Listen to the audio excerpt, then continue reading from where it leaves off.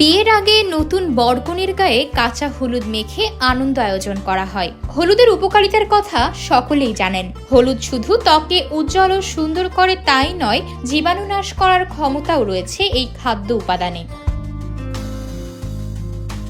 এছাড়াও যে কোনো রান্নায় হলুদ গুঁড়ো একটি অত্যাবশ্যকীয় উপাদান।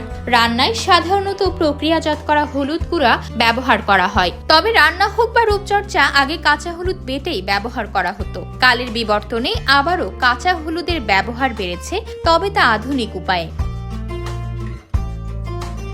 সৌন্দর্য সচেতন মানুষের মধ্যে এখন জনপ্রিয় হচ্ছে হলুদ চা। কাঁচা হলুদ যে চা বানিয়েও খাওয়া যেতে পারে, এমনটি কি কখনো শুনেছেন? হ্যাঁ, কাঁচা হলুদের চা বানিয়েও খেতে পারেন। সহজেই পদ্ধতিতে অনেক উপকার পাওয়া যায়,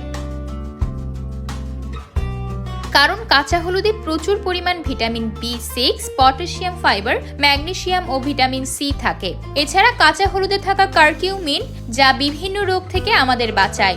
আয়ুর্বেদ শাস্ত্র মতে হলুদ রক্তকে শুদ্ধ করে। কিভাবে বানাবেন কাঁচা হলুদের চা? আদার মতো হলুদের মূল দিয়েও পুষ্টিকর ও সুস্বাদু চা তৈরি হয়।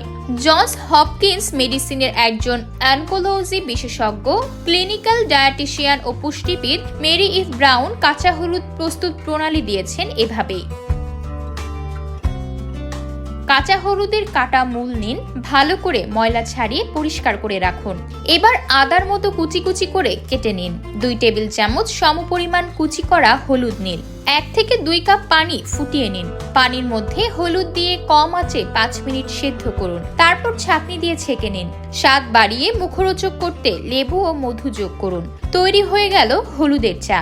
এই চা আপনি গরম বা ঠান্ডা দুইভাবেই খেতে পারেন, যা স্বাস্থ্যের জন্য অত্যন্ত উপকারী।